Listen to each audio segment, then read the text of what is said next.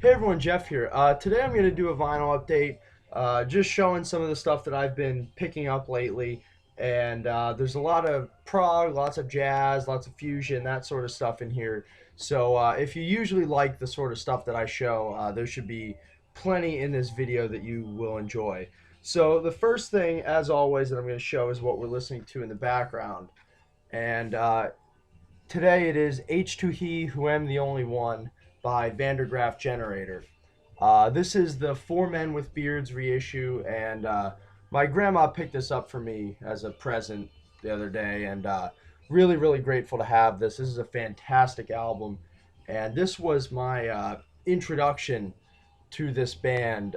Years ago, I picked up the CD and listened to this a lot. It's just an absolutely awesome album, and I'm happy to finally own a copy on vinyl. And my grandmother also picked me up a copy of The Least We Can Do Is Wave to Each Other, which was Graaf Generator's second album. And for 1970, this is just absolutely amazingly innovative music, very, very cutting edge and experimental, and excellent to listen to today still. So, really, really happy to get both of these records. Graaf Generator is one of the classic British progressive rock bands, and for whatever reason, I just never had these on vinyl. So, very, very cool to get. The next couple records I'm going to show here were Record Store Day pickups, and I actually did not participate in Record Store Day. I don't usually go out just because I tend to be a little bit of a pinch penny with records. I like to search for deals and stuff, and usually there's just not that many releases that I'm interested in, and they're usually a little bit out of my price range too, and there's lots of lines and there's scalpers, and I just usually don't participate in it. But this year my local store had a ton of leftovers, so I just stopped by, the day or 2 days after Record Store Day and picked up any of the releases that I was curious about. So I only got a few things, but the first one I want to show here is the Frank Zappa 7-inch single on purple vinyl. It's the Overture to 200 Motels, performed by the LA Philharmonic. And then on the other side is an unreleased track called What's the Name of Your Group? This isn't a great release. I mean, if you're going to search for it and pay a lot of money for it online or something, it's not really worth it in my opinion, but I really collect Frank Zappa, and I think this was under $10, so it was definitely worth it to me, and very happy to add that to the collection. Another one I picked up was this album by Tomorrow. I believe it's just self-titled. Yeah. But anyway, what interested me about this record is that that guy right there is Steve Howe, who of course would go on to be a member of Yes. And this very, very different from Yes. This is not progressive rock in any way, really. It's pretty light, sunshine, flowery, psychedelic rock from the late 60s. And if you're a fan of that sort of thing, this is really a good record. And I'll need to spin it a few more times, but definitely cool to pick this up. And that was a Record Store Day exclusive. Actually, if I remember correctly, the vinyl's pretty cool, so I'll just pull that out real quick. All right. Yeah. So, really, really nice vinyl. And like I mentioned, really solid psychedelic pop, psychedelic rock album. So if you get a chance to pick this up, if your local store has it, a leftover copy or something, I would certainly recommend giving that a listen. And then the last Record Store Day release that I picked up was this album, Genesis by the Gods. And this is really interesting. Kind of proto prog sort of stuff, psychedelic rock. If you're a fan of maybe like Iron Butterfly, The Doors, maybe the first Yes album, this would definitely be up your alley. It's really, really solid stuff, and it's in mono. So pretty cool Record Store Day release. And like the Tomorrow album, this comes on So very, very nice looking vinyl.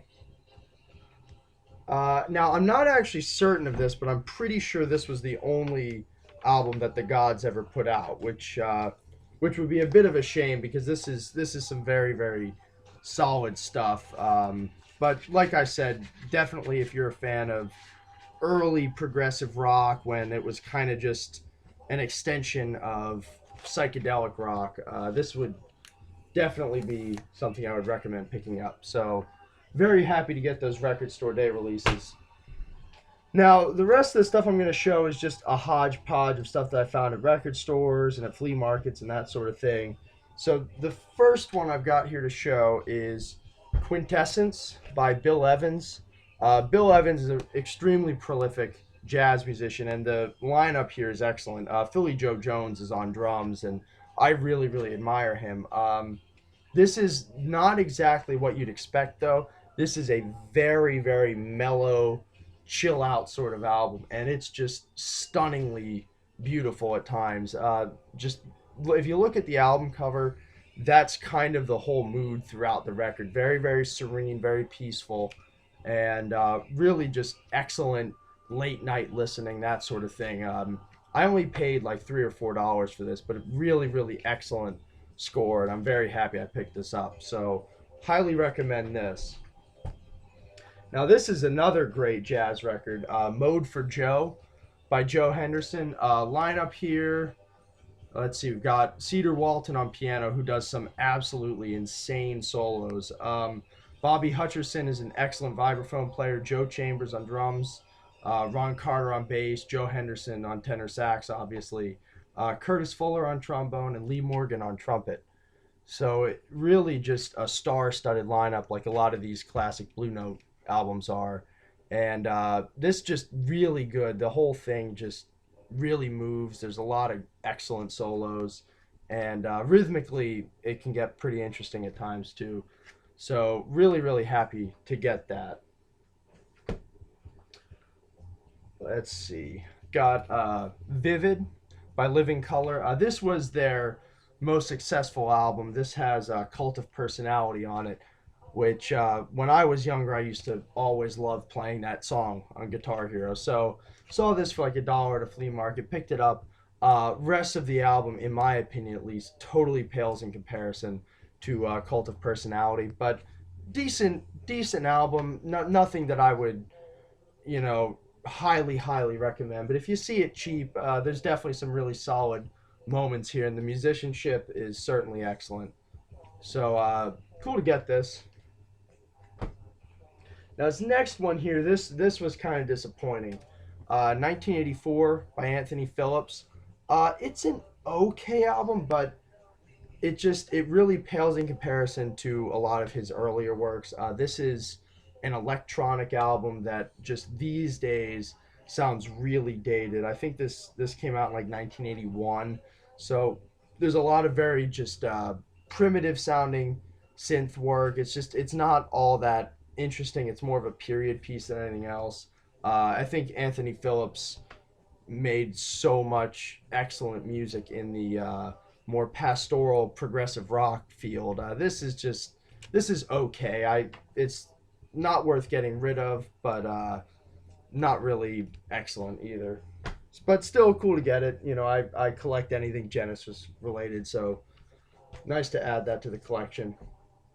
Also found Jeff Lorber Fusion Liftoff. Only paid less than $1 for this at a flea market. This was part of that really big haul that I mentioned. But in any case, this is a compilation of albums, of songs from the albums Soft Space and Jeff Lorber Fusion, which were originally on Inner City Records. This is on Arista, I believe. Yeah. So it's a compilation. It's good music. Jeff Lorber is very, very smooth as far as jazz fusion goes, but I dig his stuff, and cool to add this to the collection, especially since I paid hardly anything for it. So nice to get that. Jeff Beck Group, really, really solid hard rock, blues rock. This is a pretty classic album. So yeah, not a whole lot to say about this, but again, this was one of those that I found for less than $1. So Really nice to get that. Fables by Jean-Luc Ponty. Jean-Luc Ponty is an excellent fusion violinist. He played with Frank Zappa for a while, and this isn't one of his best albums, I don't think, but there are definitely some really solid songs on here, and if you see it cheap like I did, definitely worth picking up. So cool to get that. I got another Jeff Lorber album here, Wizard Island. And this, much like the other one, it's very smooth, pretty accessible, nothing mind blowing, but musicianship is solid, songwriting's pretty good, and the soloing's good. So, certainly not a bad album. And Kenny G is the flute, tenor, and soprano sax player. So, kind of funny. I know people love to pick on Kenny G, but this is a pretty decent album. And if you see it for cheap, which I can't imagine this would go for a lot of money, not a bad pickup for sure. Now, this next one I was really stoked about. I found this for less than $1 at the flea market, and Mad Hatter by Chick Corea. And this is such an interesting album. It's like a progressive fusion concept album about Alice in Wonderland, and it's very bizarre at times. Chick Corea really took a lot of risks with this, but the musicianship, of course, is excellent. You have Chick Corea, you have Herbie Hancock, Steve Gadd plays drums here. Just really, really great musicianship and just an interesting approach to fusion. I really can't think of too many other jazz fusion concept records. So it's unique. Musicianship is great. Songwriting's pretty good. So definitely cool to get that, and I would really strongly recommend it if you find it for the right price. This was another really cheap flea market find. Constant Throb by John Clemmer. I like a lot of what I've heard from John Clemmer, but I think this is without a doubt the strongest record from John Clemmer that I own. Really, really good stuff. It has, kind of a bit of a free spiritual sort of edge to it. And the musicianship is really solid, and, there are definitely some risks taken throughout this record. So, really, really happy to get a copy of that. Now, this is a flea market find from ages ago that I just never got around to listening to until now. In the Beginning by Renaissance. The title here is a bit of a misleading title in that this isn't really in the beginning for Renaissance. These are the first two albums with the reformed lineup with Annie Haslam as the vocalist. There were two Renaissance albums before the albums that are featured here. This record compilation features Prologue and Ashes Are Burning, which are the band's third and fourth albums. But I've already had those albums for years, and both are totally excellent. And I just figured, I dig Renaissance quite a bit, and this was only like $1 or two, so a cool little piece to add to the collection, and I guess a slightly more convenient way to listen to those albums. But really, really excellent stuff. And if you see this floating around, I'd certainly recommend it. Next record I've got to show here is Highly Strung by Steve Hackett.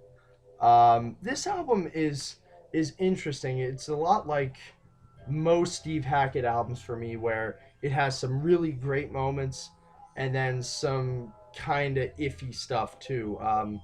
Other than, I think, Voyage of the Acolyte, obviously, and then maybe Please Don't Touch. That's how I feel about a lot of Steve Hackett's solo work. But there are a couple, I can't remember what songs they are, but there are a couple really strong instrumental tracks here. And Ian Mosley, who went on to be a Marillion, plays drums here, and he does a really great job. Just there are a couple vocal tracks that really tried to do the whole early 80s overproduced sound, and it just sounds really dated and kind of bland pop music. But there are some really good progressive moments here, and if you see it for the right price and you like Genesis, this would definitely be worth putting in your collection.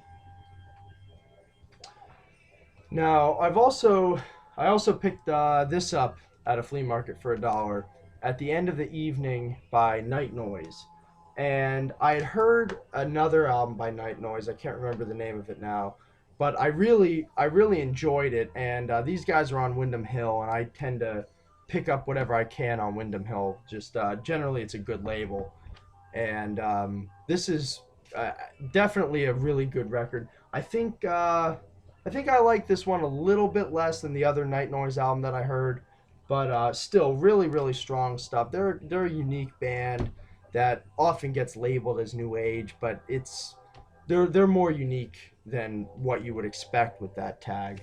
So really cool to get this, for $1. Very nice album. Now, this was another one I found for $1. I just picked it up because I didn't know anything about it. The Cliff Habian Quintet Tonal Paintings. So it looked kind of interesting. It's on the Milestone label, which is generally a good sign, and I figured I'd give it a shot. It's okay. It's I believe this came out in 1988 or somewhere around there. But in any case, really strong musicianship, but it's very light 80s jazz, with touches of fusion and stuff. Nothing groundbreaking, nothing to really blow you away, but definitely a solid album. And if you see it on the cheap, it's definitely worth a listen, in my opinion, at least. Now, this is an excellent album.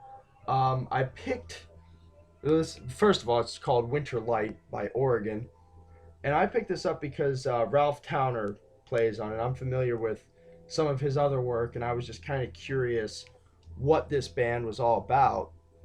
And it's really interesting. It's like chamber folk music with jazzy touches, lots of really great instrumentation. I mean, I don't know how well you can see that, but every single musician in the band plays just a lot of interesting things. There's English horn, oboe, violin, flute, see, clay drums, French horn, tabla, sitar, congas, dulcimer. It's just all over the place.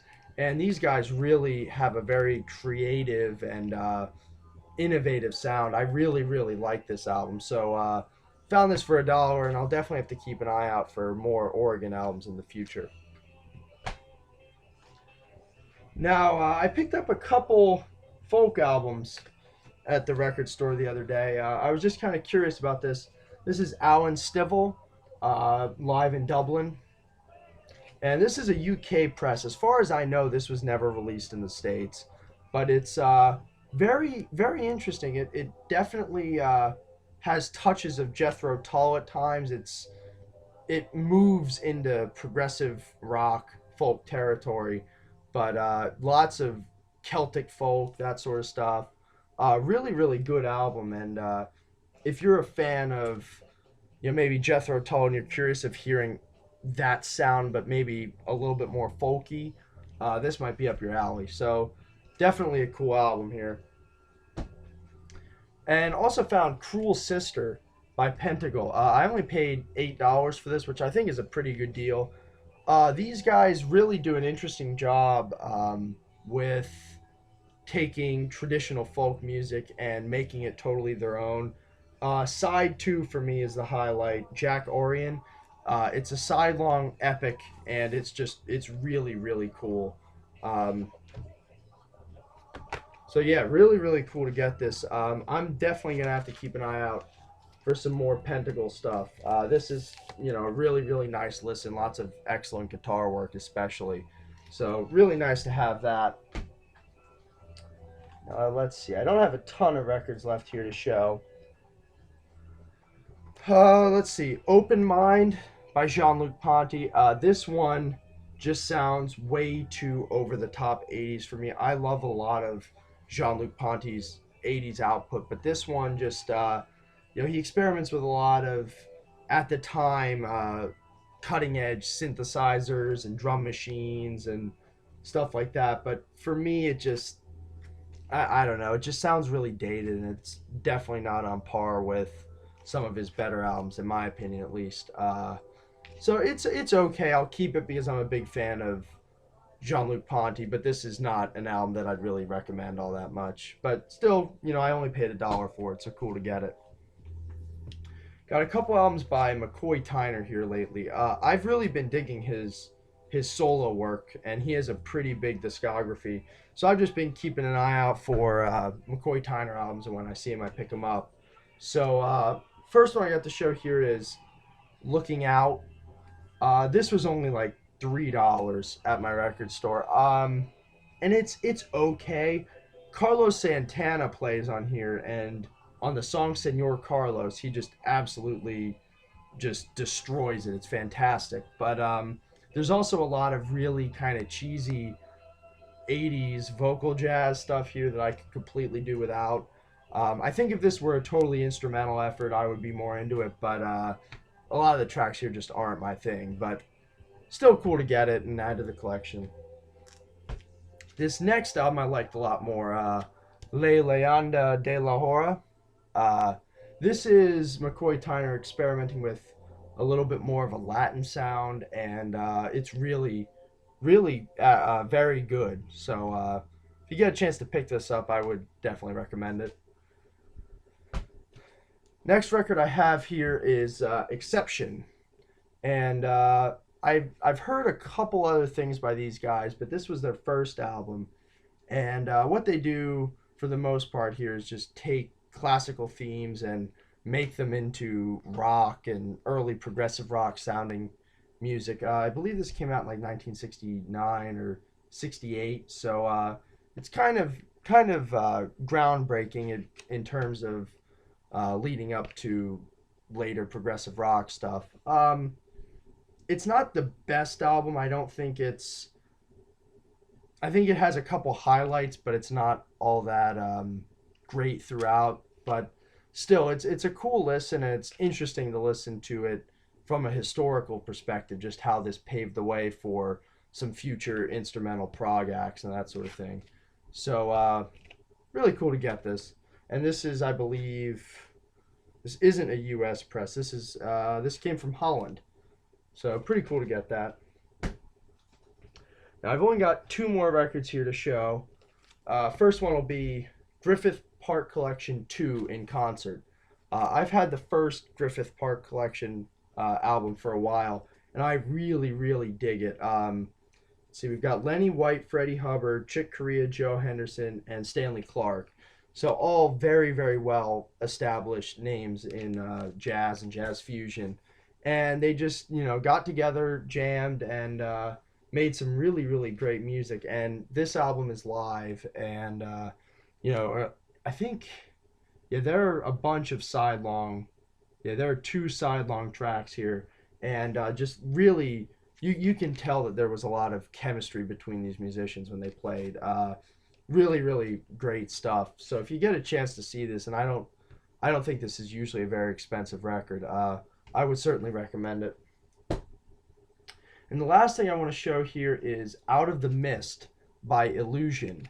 And I was talking about Renaissance earlier in this video, and this is essentially the original Renaissance before Annie Haslam and everyone in that lineup joined.